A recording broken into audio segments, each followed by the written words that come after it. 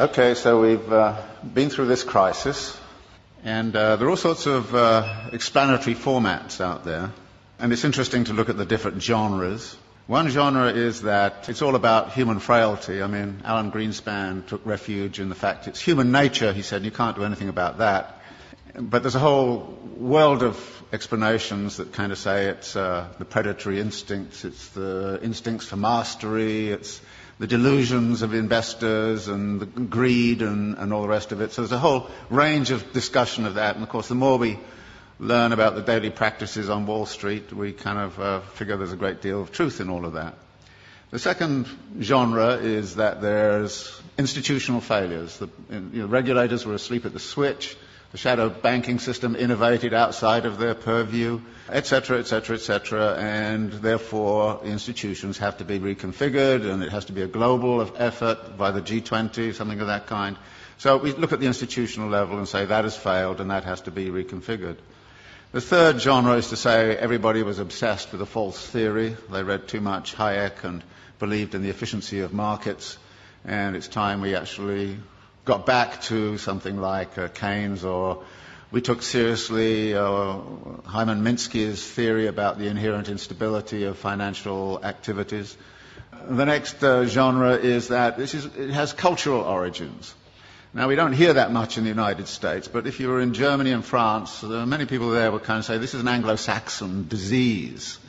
And it's nothing to do with us. I happened to be in Brazil when it was going on, and Lula was kind of saying, well, first off he was saying, oh, thank God the United States is being disciplined by the equivalent of the IMF. We've been through it 8 times in the last 25 years, and now it's their turn. Fantastic, said Lula, and all the Latin Americans I knew, until it hit them, which it does. And then they kind of changed their tune a little bit. So there was a kind of a way of which it became cultural. And you can see that by the way in which this whole Greek thing is being handled. The way the German press is saying, well, it's the Greek character, it's defects in the Greek character. And there's a lot of rather nasty stuff going on around that. But actually there are some cultural features which have led into it. For instance, the US fascination with home ownership, which is supposedly a deep cultural value. So 68% of US households are homeowners. It's only 22% in Switzerland. Of course, it's a cultural value in the United States. It's been supported by the mortgage interest tax deduction, which is a huge subsidy. It's been promoted since the 1930s. Very explicitly in the 1930s, it was built up because the theory was that debt-encumbered homeowners don't go on strike. And then there's a kind of notion that there's a failure of policy, and that policy has actually intervened. And there's a funny kind of alliance emerging between the Glenn Beck wing of Fox News and the World Bank, both of whom say the problem is too much regulation of the wrong sort. So there are all of these ways, and all of them have a certain truth. And skilled writers will take one or other of those perspectives and build a story and actually write a very plausible kind of story about this. And I thought to myself, well, what kind of plausible story can I write which is none of the above? Which is one of the things I always think to myself. And it's not hard to do, particularly if you're coming from a Marxist perspective, because, there aren't many people who try to do this analysis from a Marxist perspective.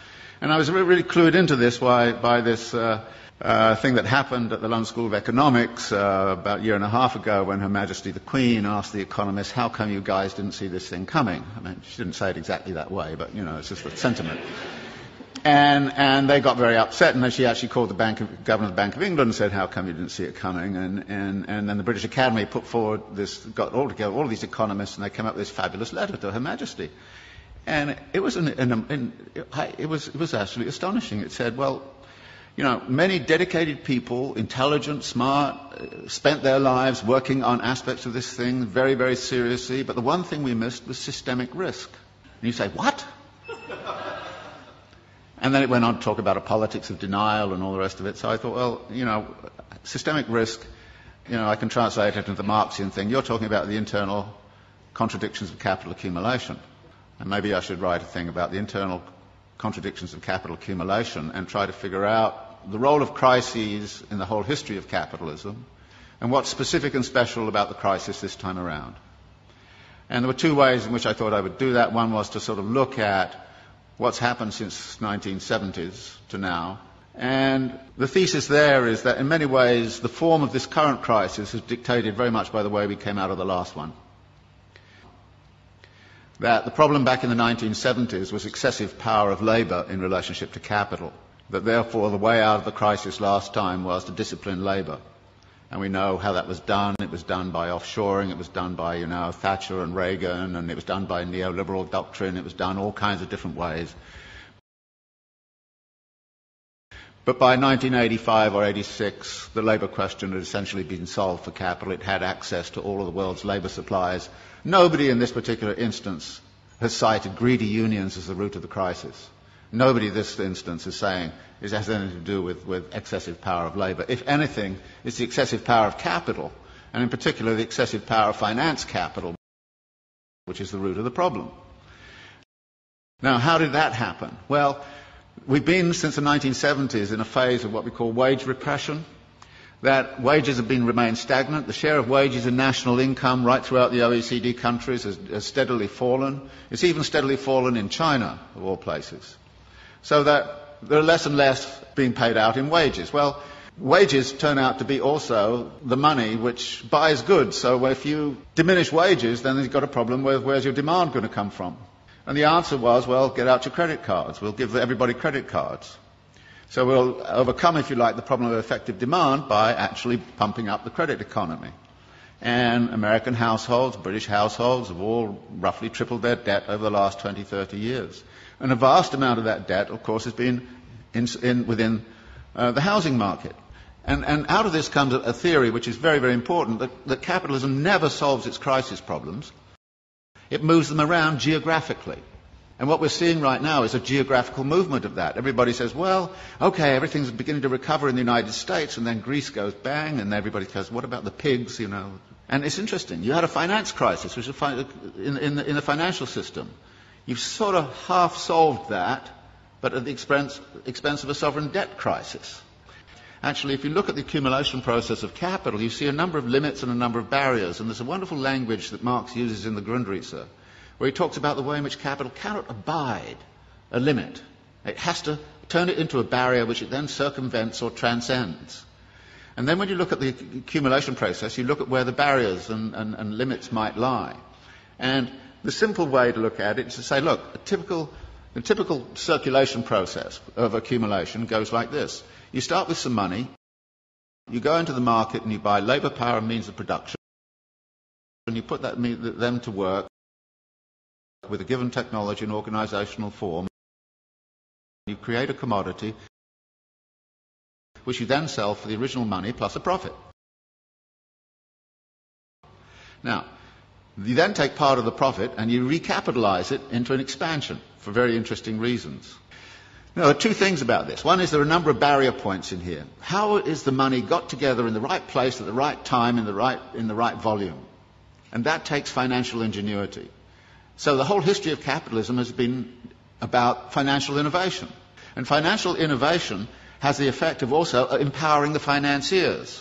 And the excessive power of the financiers can sometimes, they do get greedy, no question about it. And if you look at financial profits in the United States, they were soaring after 1990. They're going up like this. Profits in manufacturing were coming down like this. And you could see the imbalance. In this country, I think the way in which this country has sided with the City of London against British manufacturing since the 1950s onwards has had very serious implications for the economy of this country. You've actually screwed industry in order to keep, financiers happy. Any sensible person right now would join an anti-capitalist organisation. And you have to. Because otherwise we're going to have the continuation. And notice it's a continuation of all sorts of negative aspects. For instance, the racking up of wealth. You would have thought the crisis would have stopped that. Actually, more billionaires emerged in India last year than ever. They doubled last year. The wealth of the rich, I just read something this morning, in this country has accelerated.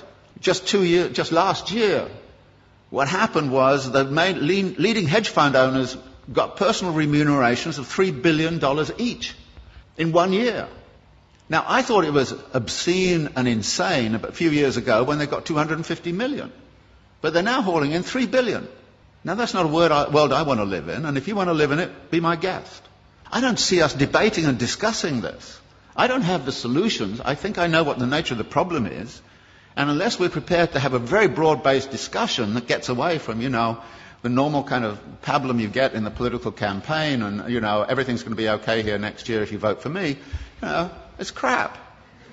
You should know it's crap, and say it is.